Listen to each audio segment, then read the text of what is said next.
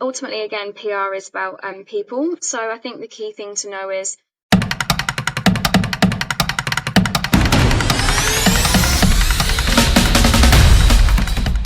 Amy, thanks so much for coming on Self-Produced. Really pleased that we could have you on. Thank you so much for having me. So we are here to talk today all things PR. So look, just from a starting point, can you give us a bit of an intro? Tell us a little bit about yourself. How did you get into PR? How did that journey start for you? Thank you so much. So I actually had a bit of a funny journey into PR. So I actually accidentally fell into it when I lived in London. And I started off doing theatre PR in London's West End and some personal representation too. So I started out very, very junior, didn't know what I was doing, and then worked my way up until I came to Australia and continued that here. So yeah, I was always good at English rather than maths, so I think that's why I ended up in that path. And yeah, now I work for Mediacast based in Brisbane, and we work with a lot of different clients, from not-for-profits to tech clients to all sorts of things, really, a plethora of things. You obviously just mentioned that you sort of work for not-for-profits, for-profit businesses, a whole range of different things, different types of companies. So PR from that point of view is pretty, would you say it's a system, I guess, in some ways? Is it something that you can kind of pick up and just drop on any kind of business in a similar sort of way? I think so, yeah. So just to refer to working in theatre in London, so I've worked in theatre in Australia as well with you, Paul. But there is definitely a formula. In London, we would work with big West End shows, but we would also work with individual producers who might be on their first production or maybe even just their second or third. And the process is very similar. The thing that gets the more experience you are, I guess, comes with more assets and more money to facilitate things. But outside of that, actually, the recipe is the same. So it's all about PR is all about people and personality and engaging audiences. So PR, being very different to marketing, for those who don't know, is there is no money exchanged. The sole way that you get earned media is by convincing a journalist that your story and your production is of interest. So by doing that, you've got to think about what value you're offering them. And that is for, that could be even with a massive brand. That's the same as even if you're a small independent producer. You've got to critically think about what is it about my production that will be interesting to journalists and make them want to cover it, either review it or interview people involved, come down and film stuff. So you have to have that sort of skew on everything that you do. Yeah, I think that's a really good point, that we're not so PR is that earned media side of things. We're not talking about paid advertising like in a publication, an online site or anything like that. You guys don't cover any of that. It's really, you're dealing with media outlets trying to secure interviews, photographic opportunities, TV spots, anything else. Does that sort of cover the broad spectrum of it, or is there any sort of other a lot of it. areas? So with theatre, you obviously have reviews as well. So that's a major part of it. Of course. So yeah, so always offering people to come and review your production is always a good idea, even if it's only on for one night. That's also fine. It just gives you chance to sell that for a future life if you've got somebody coming in and saying they really like it. So yeah, any visuals is also really, really good. But no, adverts are very hard to engage with these days, especially because they're everywhere. So we're offering journalists like interviews with writers, directors, actors. We're offering them feature ideas. Maybe there's a resurgence of a particular Shakespeare play recently, and maybe we pitch a feature that's talking about why particularly is that one so relatable in 2024. That sort of thing. But yes, there's no with PR, you're obviously persuading people. So outside of paying a PR company potentially to do that work for you, there's no extra cost involved, which is obviously great for budget reasons. But you do also have to be okay with less control over the final product. So any articles that you see online where there's brand mentions all over the shop and it's perfect, maybe that should be red flags should go off, because that probably means that it's a paid for article, which are obviously great in their own space, but you can also get organic coverage similar to that, but it does mean you've got to relinquish a little bit of control of what the final project looks like, because that's up to the editor at the end of the day. Yeah, that's really interesting. I have a marketing guy that I follow, and he talks quite a lot about the fact that he used to run ads that looked like a newspaper article so that he could get the readership, and then at the bottom of it would get that call to action happening. So, yeah, that's really interesting. So so you're really dealing with people that are essentially going to take the core information and write their own version of it, potentially. Yeah. That's exactly that. And particularly it's important to note for print and digital that the journalist's voice is key in that. So any article you read will be the journalist's narrative woven through. Even if they're using quotes, they will still be like, their opinion will shine through. Whereas the beauty of broadcast is the spokesperson is more in control and in charge of that, because obviously it's their voice. You're directly hearing that person's voice. So you as a spokesperson or talent have more control over what that piece looks like in the end. Whereas print and digital is always the journalist. Yeah, you just used the term broadcast. What does that mean? Yes. So radio and TV, that means. Podcast can actually come under that, but any audio or visual mediums for PR or communications. So where you as the artist are personally involved in the actual recording itself, like this exactly. here, you get to control the narrative that you're spinning. So if we're doing a TV spot about my show, I'm talking about it, I get to control that narrative, as opposed to providing information through some kind of media release or something that a journalist grabs hold of, comes and interviews me, and they purely write the outcome with no input from me. They write it up from a mixture of information that they have. They might go and find alternative sources, whereas broadcast is you and a radio host or a TV presenter having a conversation with people watching, basically. And they can be live or pre-recorded interviews, but even in pre-recorded, you still have the same element of control. Yeah, that's great. I hadn't thought about it in that terms of that separation either. And in the terms of narrative, actually, in one version you don't really have control, in the other one you really do. So that's actually really good to know. And we at Mediacast, we're a broadcast specialist agency, so we have we do print and digital stuff as well, but we actually also do a lot of work for other agencies, especially for radio and TV. Radio and TV is a lot quicker turnaround, so people might want an interview the same day or the day after, because they're very to the wire. They want to talk about news, what's going on right now.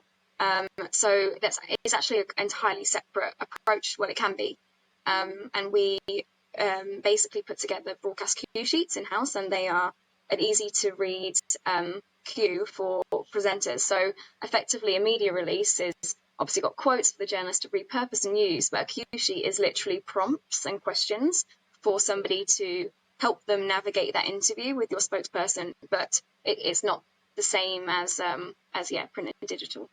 Needs a different approach. Interesting. Yeah. So there's different PR agencies will have different focuses that they're specialising in as well. Sometimes, yeah. Sometimes people some of the big agencies will have a really big broad spectrum. In the arts, you do tend to get a lot of people that maybe will say they specialise in arts. I don't think that's necessary, to be honest. I mean, PR is all about relationships, but as long as they've got the relationships with the key arts journalists and reviewers, I think that's absolutely fine. You do get like health PR agencies and tech PR agencies. So some people do have a specialism, but it does need, I think the approach is sort of the same. And it's up to you as the person that's potentially engaging a PR agency to decide whether what sort of approach you want. There's no hard and fast rule in that, really. You need to come up with a story together and then decide how to communicate that to journalists, and whether that's in reviews or pictures or coming down to film it. But that's a conversation that you can have with whoever you're potentially working with. Yeah, you could definitely see the potential for a company that does specialize in a certain vertical, because there would be certain publications, like you talked about tech, there would be certain publications that you could build a very strong relationship with as an agency, I suppose. That helps you get into those much easier. So, yeah, I guess it depends on, but as you say, it all comes back to relationship, doesn't it? So, yeah, it does. yeah, it makes a lot of sense. So, what are the actual? Like, give us a bit of an idea of what a timeline for a PR agency. Like, if someone's out there, they've never worked with a PR agency before, they think it's time to step it up because my Facebook ads aren't enough. I need to do something to get more reach. What's a sort of a timeline generally look like for engaging a PR company? How far out should we be looking to talk to you and get you on board to be able to kind of get some stuff happening? So that's a good question. I mean, it is a little bit of how long's a piece of string sometimes. You can do things in short period of time, but ideally more time is better. So for theatre productions or anything that has a sort of on-sale element, I would always recommend you need to engage a PR agency at the point that maybe that you've secured your theatre or you've secured your funding or that point, because what you want is somebody to be with you throughout that process. So typically a theatre timeline would be you'd want to promote on sale, and then you'd want to give casting updates and announcements, and also with when you've got your production shots, you'd want to publicise that element. In terms of actually having your sort of when your first night is, when your previews start, you really want coverage to land around the sort of 2-week mark ahead of your previews, I would say. Unfortunately, media like to do things very close to the wire, so you will get people who want to cover it closer, to be honest. But obviously, as somebody trying to sell tickets, you want it further in advance. So further back, sorry. So that is a bit of a thing that you need to navigate, because there'll be people like TV News, for example, if they did come down to film something in previews, or that you would need to be already in theatre. So it depends what assets you have as well available. But yes, more time is better, definitely. But you can get PR for a production closer to the time if you wish. But it is better to have that consistent engagement across, like talking about if you've got an exciting casting announcement, for example. Also, I think advice on that is actually be critical about what's newsworthy about your production. I think it needs to be that is the show being put on enough, or is there a certain element of it that is more newsworthy? So have you got a particularly unique casting, or have you got a quite well-known person performing in it? Think about those sorts of things, because you might want to merge those announcements together if it's not strong enough on its own. So if your on sale is just saying I'm doing this revival of a Shakespeare play, but there's nothing else to say at that stage, actually maybe think about, should I lump some casting announcement with that? Is that going to make it stronger? But like if you engage a PR agency earlier, you can have those conversations and they can guide you on that as well. Yeah, I'm going to say that's been, for me, having worked with you guys a couple of times now, I have absolutely loved the input that you've given around how a story can be fashioned to make this production relevant to a modern audience, a current audience, across the board. So I think that one of the things that you guys bring, I think that's really crucial, is that outside perspective, to be able to look at it objectively and say, well, look, this is something that's probably of interest right now. This is probably not worth talking about. yeah, exactly that. And knowing what's sort of trending in not just the theatre space, but just in news in general, like what's current, what's topical, what's an issue. Because theatre also very much does lean against the line of current affairs, and it often is true events are reflected in there. In London, like every week there would be a new play that was in response to some political thing that happened. And I know London's probably a little bit a little bit different, but they would always respond through theatre to something. So with that, it's important to dig deeper and be like, well, what's the message here, and what are we trying to say? Yeah, I think that's really interesting, and I got to say, I tip my hat to you guys, because some of the angles that you would look at in the couple of things that we did really was stuff I just wouldn't have thought of myself, and so I think having that outside expertise was really, really valuable. So can we talk just a little bit about obviously, you mentioned earlier that we're looking for free media, which is earned media, but you guys aren't free. No, we're and not. obviously the amount of work that you can deliver for various prices is going to vary. I don't want to talk about specifically pricing, because I don't think that's fair. But what I would be interested to think to kind of hear about is, for you, what would be like the type of work you could do at an entry-level price point, and how would that scale with more time and money? Yeah, that's a really good question. So typically, it's important to say first, I think, that a lot of agencies bill on time. So they will generally have an hourly rate. Sometimes you will see that if the more senior person that you have, the higher their hourly rate will be. So it's a little bit almost like any other sort of consulting situation where that's the case. You're paying for expertise. That makes sense. Exactly that. So, and it's about time, how much time you put into something. So we actually don't bill strictly like that. So we have products. And so we've got different types of engagements that people can engage in that have a estimated hourly time attached. But then you're not restricted, but we keep an eye on it to make sure we obviously don't over or under service. And some clients are want us to do that more closely than others. But also we do like the flexibility that gives our clients. So, for example, we do a radio day service, which is basically just we only pitched a radio for the campaign. And that in itself is generally it's about 2-3 days of sort of pitching and setting up interviews. There needs to be a bit more lead in time, but there's quite a quick turnaround option that people sometimes go for. We have media days, which are TV and radio.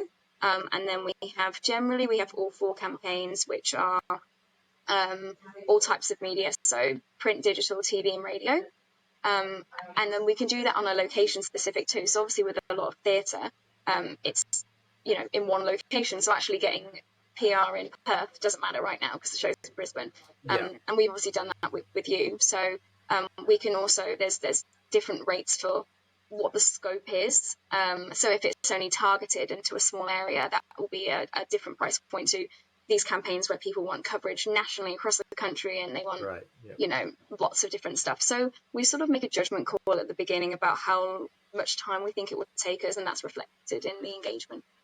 Yeah. So you mentioned something earlier that kind of sparked a thought for me. So one of the ways that you could extend that, I guess, is if you've got a show that's happening, like you talked about earlier about doing things on the casting call, casting announcements, that kind of thing, behind the scenes sort of stuff.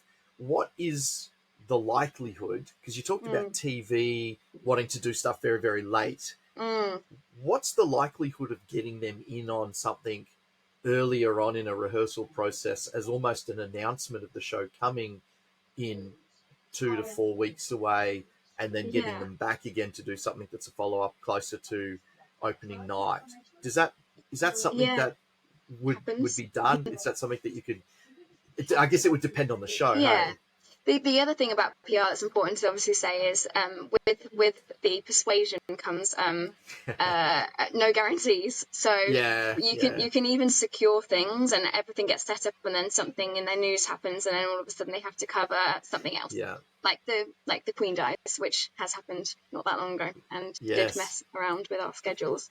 So and big political shifts and things like that. Like, well, we saw that with the show that you guys did for me, where you had almost lined up some TV stuff and something politically happened and everyone's like, oh, no, we've got to go do this. Because that's the important thing as well. So you do obviously have set journalists who, you'll have entertainment producers, for example, and in print you'll have arts journalists. So in print, you're less likely to have general news affect them. But it does mean that sometimes if there's a lot going in the news, the arts pages will be smaller day or week. And then the same for TV, there's only a set amount of time that they have for that show. So you would probably think on paper like that's not going to get cut, but it's always the sport and arts at the end that gets cut if there's like major news that comes in at the beginning. So that's something to definitely be aware of. That's really good to know. Yeah. Yeah, because you think, oh, but why would that replace it? But it's time. So, and also if there's ever if they ever don't do any, if they're having downtime or they're doing an off-site broadcast. So, for example, when Channel 9 was at the Olympics a few weeks ago, they were having generic coverage. And it was all Olympics focused, so they hardly commissioned any stories. And again, you'd think that, oh, you'd still want to cover something else, but no, not necessarily. They wouldn't. They just don't have time, yeah. No, exactly. Back to your question about how likely. So, to be completely honest, in terms of top tier TV, what we call like morning shows, The Project, ACA, those sorts of things, you really do need a bit of a celebrity focus. So if you've got a celebrity or somebody with a profile, you stand more chance of getting them on than you would ordinarily. Having said that, you can sometimes get production, you can get people like into studio to do performances sometimes, or get them to come down, but generally, because they're all based in Sydney, it's very Sydney centric, Sydney and Melbourne rather. So Queensland does struggle there because all the show in Melbourne, you've got ABC and SBS located, and then all the other morning shows like 9 and 7, they're all in Sydney. So depending on where your production is, you're more likely to get them down if it's convenient to them. However, with TV news, so that's basically local TV in each location, they're very keen to their scope is to cover local stories. So if there is a local production going on, that's definitely something that's of interest to them. And that's what we nearly got in the case with you, Paul, was I can't remember which channel now off the top of my head, but it was Brisbane TV News. But they are the ones that work on a day, like day by day, so they don't decide what they're covering generally until the day of. In the case of yours, though, because it's entertainment and it's a little bit softer, they do try and pre-plan that a little bit, because obviously they want to break up the dire news with some jolly fun things. So they do try and put that on their radar, but ultimately you're still at the mercy of like whatever other urgent sort of newsworthy things come in. So but my advice there, I guess, is to be prepared and put all the things in the right place, and then hope for the best. And then if it doesn't come to fruition, just try again the next time. Yeah, awesome. There's a couple of things that have popped into my mind that I'm really curious to ask about, actually, which is sort of a little bit of an extension on that. What appears to be the slow decline of free-to-air television in Australia, how are you finding that affecting you guys as a PR agency? And, with the influx of a lot of online, on-demand kind of viewing, online influencers, what sort of impact is that having on you guys from a PR point of view? No, that's a good question. So we actually do influencer management and social media management as well. So most agencies won't ignore those platforms because they're obviously very, very important still. But there's also a lot to be said for traditional PR marrying up with social media and influencers. So you're more likely to engage in a social post or something that an influencer has posted if it's got some sort of credibility to it. We're sort of in a world now where like everybody is a content creator and there's so much information, but actually there's still a lot of weight to reputable names. So like in Australia, News Corp, Channel 9, ABC, they all have weight behind them. And even in the UK, like the BBC, even though it's having its ups and downs, like it's still very much like highly regarded. You trust it more. And PR is all about trust. So yes, you could probably get lots of influencers to post about something, but actually at the end of the day, that's just one person's opinion, whereas a platform has so many more people behind it a level checking of authority things. about it. Yeah, exactly that. So you could get something on Channel 9 and then post it on your socials and then get an influencer to post about it or whatever that might be. So you're still getting that traction, but that was likely to go further because it's got that that brand name attached to it. So Yeah. Okay. yeah, there is still a lot of value in that, and I think there's more publications available, but there is less reputable top tier ones, which is the Yeah. ones that we try and secure. Yeah. Interesting. It'll be interesting to watch how that flows over time. Then I guess It will. I Yeah. think it will decline. I think didn't Rupert Murdoch say something recently about he said something about like when he dies that probably that'll be the end of print or something like that. He said. Because he is And the cornerstone of print. he is. But I think that it will. I think print Yeah. definitely, unfortunately, will die. Not in the too distant future, Yeah. but Well, you've seen that we shift with all newspapers have moved yeah, online behind a pay gate now, so you can't even read a news article on a lot of these newspaper no. sites without paying for the privilege. And I think my experience has been talking to people that just they find it somewhere else where they can access it for free. So Well, exactly, and I think it's people will interesting. keep meeting customers' needs. At the moment, they're like, "Oh, great! So we're not selling papers anymore. How are we going to make our money? Subscriptions." But then they'll Yeah. realise that they'll probably get more if they lift the subscriptions up and then offer more expensive advertising to get Yeah. people to, because they've got more people reading it, and then they've got the Yeah. advantage. Then I think that will fluctuate forevermore. Yeah. To be honest.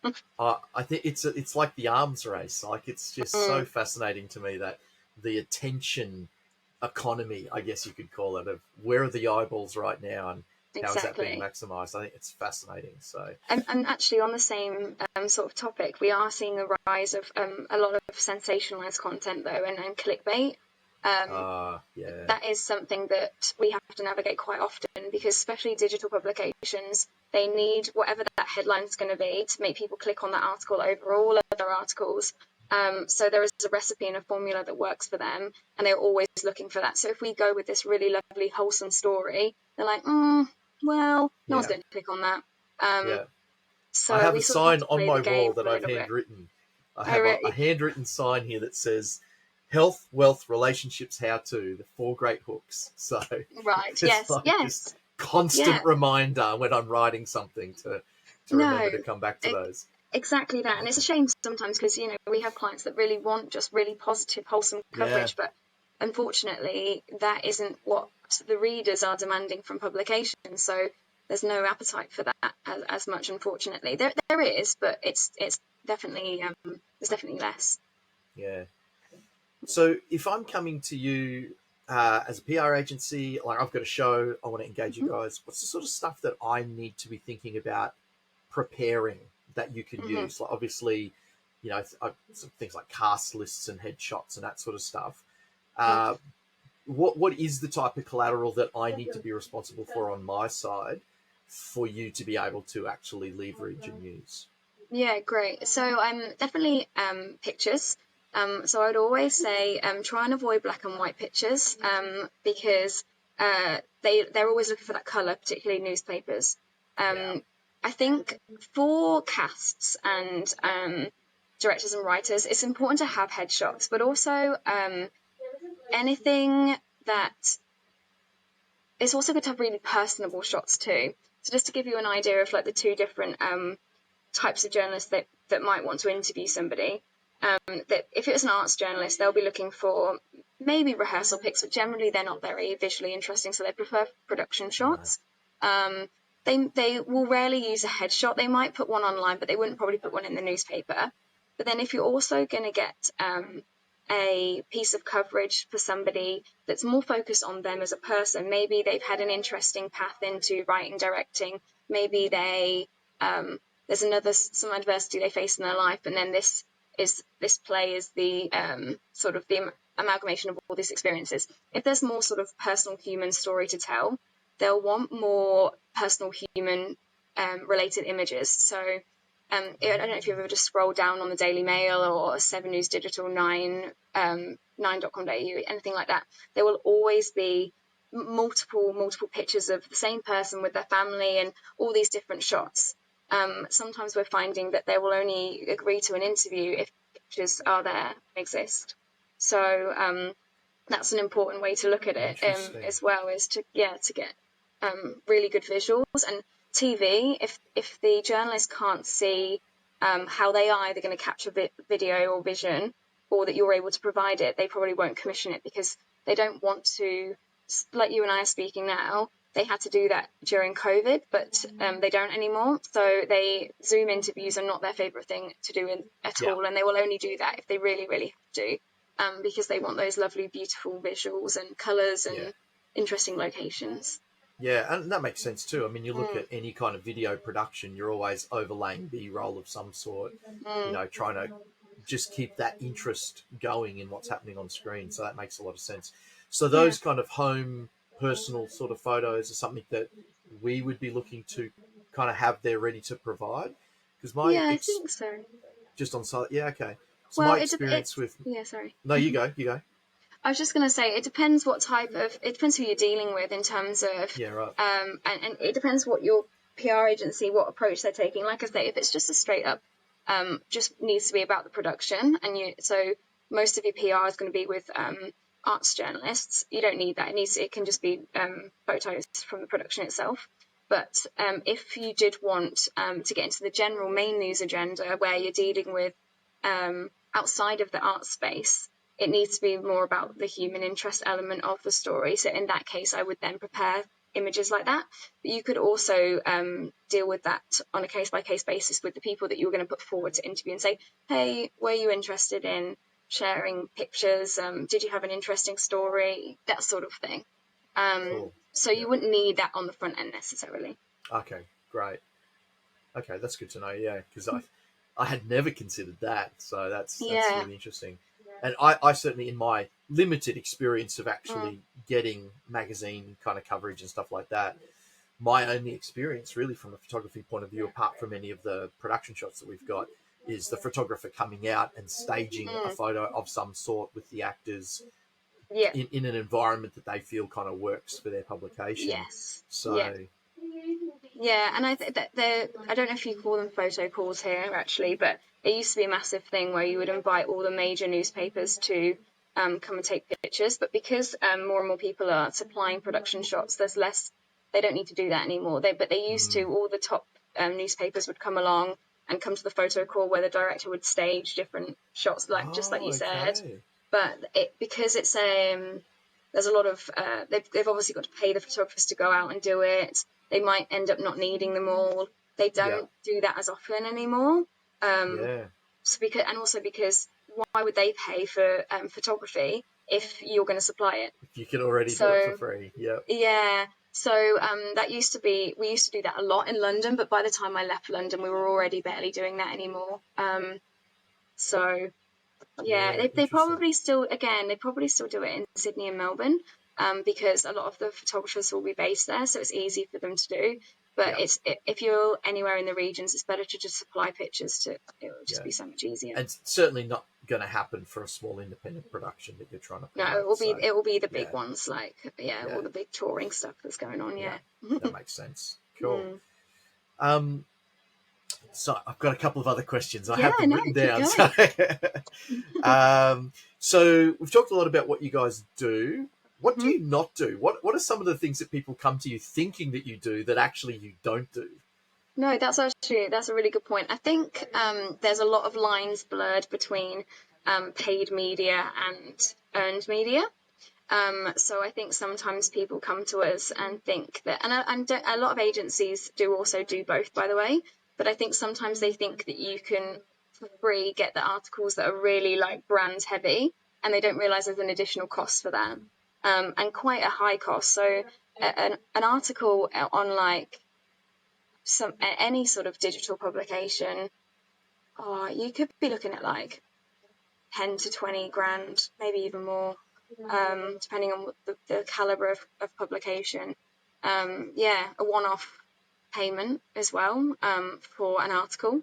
And sometimes you have to look at the small print as well. Sometimes that will actually only be up for a period of time, and then they take the article down, so it's not even up there forever. Wow. Very, very lofty prices. So sometimes we do get people coming to us sort of expecting that they sort of pay us for our time and our expertise, and then as part of that we can secure that types of coverage, but there is additional budget that is needed, same as marketing, to secure things like that. If they want to do it the way we do it, we put all the right things in place to try and get them those brand mentions and get them an article that they're proud of. But like I said before, there's an element of risk associated with that, because you are effectively getting it for free, and the journalist has to be, I really want to write about this, not I'm going to because you're paying money for it. Yeah.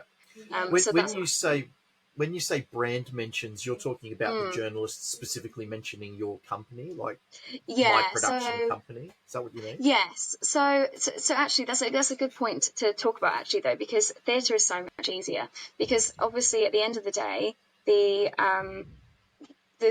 person reading the article wants to know where they can see the show, and the journalist knows that. And so typically for theatre, you will always get some kind of mention to, and this production is on at this theatre from this date to this date. And where you don't have that, you can often ask for that. But the tricky part can be if it was a piece about small crown productions. The journalist wanted to speak to you about that, but they actually didn't really want to focus maybe on small crown too much. They wanted to focus on some other angle. It would be about trying to get that featured in there, and this is a problem that the Telstras of the world have to face, and the more sort of heavy Uber or Facebook, they're the ones that are less likely to get those sort of really commercial brands mentioned in articles, because they have editorial guidelines that journalists need to meet. So if they look like they're just endorsing a company, then they'll get in trouble, because that should have been paid advertising instead, you see. Yeah. But theatre generally is safer, because it's like, well, of course we want to know where the show is. Yeah. Yeah. How does this stuff flick across? Because obviously there's such a massive push at the moment for people to build personal brands. How does this flick across into, like, I guess there's so many different ways to go with this question, but what is the benefit, or is there a benefit really, in building a personal brand alongside the production or the show or the company? Yeah. I Would think you absolutely have to treat there them is. very separately, or can you Not build both at the same necessarily. time? Okay. You can build both at the same time. So it's ultimately, again, PR is about people. So I think the key thing to know is that you're going to get the best traction from any interview that a person does if the person that's being interviewed is likable and builds rapport and speaks articulately. So they're actually, I think, at a point they are one and the same. If you had talent on a radio show who was really wooden and people find it hard to understand what they're talking about, they're probably not going to get invited back. And also, even if they are, the listeners aren't going to engage and think, oh, that sounds really good. So you're not going to get much traction. So a spokesperson needs to actually focus on their own personal brand alongside what their company ambitions are, I think. So they need to decide what they stand for. And like I say, the best bit really is just to be relatable and personable, because that's ultimately what people are after for those types of shows. But I also think there's a lot of value in having a niche, because there's journalists are always looking for spokespeople on certain topics, and we've spoken about this briefly before. But say, just to use children's theatre as a example, if you became a spokesperson in children's theatre, every time there was an issue or a topical thing that came up, if you were putting yourself out there for those kinds of opportunities, they were like, oh, I know who I need to speak to about this. Let's wheel Paul out. He's a good spokesperson. He'll know what to say on this. And we have that across other industries too. So we have people who speak in disability issues. We have people who speak on drug and alcohol addiction issues. So whenever a journalist is looking for somebody to speak about some legislation to do with drug and alcohol or addiction, then we can be like, oh, hey, we've got this spokesperson. They can talk about this. And that just builds credibility. And that just has so much power, both with like actually sort of selling your product in the end, but also just within your industry. You can put that on your website, post it on your LinkedIn. Like, you just look so much more like across the industry that you're in. So I think they are one and the same, but I also think that feel free to chop and change between a few different things. If you feel like you've made yourself in a particular space, feel free to think about, well, what could I do in this completely different space next time? Yeah. It's an interesting one, because I know so many artists who are so self-conscious about putting themselves out there in that way, but it's a really interesting point of actually being that key person of influence, or a key person of influence in that field. So Yeah. let's bring it all home. Hmm. You have got information. You've done the PR. You've done what you can. We've seen a slight increase in ticket sales because we did a good job, and there's no guarantee of how many will or not will. Well, that's a terrible sentence. How many will or will not be sold? Not Yeah. your fault, not your responsibility. You can only do what you can do. One of the things I found really powerful at the end of the work that we did was the wrap up information that you sent me. Can you just cover off a Yes. little bit about what I'm going to get at the end of this campaign? Um, what is it that you do? How do you wrap that up? What do you send back to the person that's engaged you? And Yeah. what are they able to do with that information? No, great. So we always provide some kind of clips. So that could be either a clipping of a radio interview, it could be a clip of a TV segment, or it can be a nice screenshot of an article. So we always provide our clients with a nice selection of those. If the campaign's massive, we can't provide all of them sometimes because there's so many. But generally, we try A and get the good best ones problem we to can. have. A good problem to have. And then a lot of clients then go and put them on their website, like I say, on their LinkedIn. They share them around and use them to inspire what they're going to do next. I think an important part of this as well is that stories need to start from somewhere. So if there's a particular topic that you spoke about that resonated with people, then you could use that to inform a blog post, or go on LinkedIn and say, oh, recently I spoke to Channel 9 about this because this is affecting the theatre industry at the moment, and there's always a conversation starter within that, and a problem to be solved, if you like. So you can use your media that way.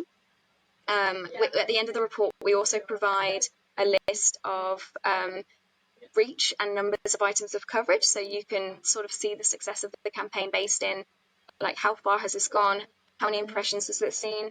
We generally say impressions because similarly to advertising, you may get the same people seeing a billboard over and over again. So we estimate, based on the reach a publication has, how many eyes could have potentially seen that. So sometimes it is over the population amount. So it's obvious that there's multiple people seeing the same thing potentially. But we basically take that from publications' media kits and the information that they put out for about what their readership looks like, and then we report on that.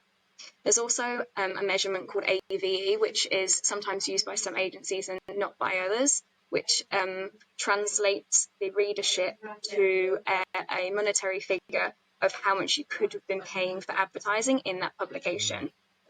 It's not a form of it's not a metric that everybody uses, because obviously there's so many variables in relating to that. But it is also a good idea, though, to see what what the price would have been versus effectively getting it for free. So we report on that too. And we also do, like, we have lots of graphs that people often put into presentations to present to boards or investors, future investors. And I think more than anything, it just shows your willingness to go out there and shout about what you're doing, and that there's an appetite out there for it. Because ultimately, if people are wanting to talk to you about it in the media, it means people are probably going to want to come see the show, because there's obviously an interest for that topic. So it's always good to, show that to people. Yeah, that's great. I think one of the big things that came out of the experience for me, but also this conversation actually, and some of the things that you said, is how future thinking we need to be. That Yeah. it's not just about this show or this Instant. production. Yeah. It's really that lifelong kind of marketing journey of we're always thinking, what could this then lead to? And I love what you just said about being able to leverage that information for future productions and stuff like that. So I think it's a really important thing for us to remember. I think as artists, we often get so fixated on the thing that we're doing right now. We aren't thinking very much before or after that. And No. really the power of it's going to come in being able to leverage that well after the production. So Yeah, it's and brilliant. I think ticket sales obviously are important, and that's obviously what people ultimately want in the short term. But thinking about actually how that's going to impact ticket sales in the year or so in the future, it's a continuous. You're going to sell more tickets in the future if you're a more well-known brand and you build that sort of profile up. So PR it can be an instant thing, and it often is in some cases, but it is important to have that long-term momentum and reputation building behind it. It's definitely not a quick instant thing most of the time, and I think sometimes a mistake is people think about like meta ads and stuff like that, because that pay-per-click, they want that. I wanted to see it translate. It can be more powerful than that. That is a very, very quick dopamine fix, if you like. But PR, you do have to put a lot more work into it to sort of ultimately get those better results. Yeah, no, I love it. I think that's a perfect place to end. Thank you so much for your time today, Amy. Thank you so much, Paul. Thank you.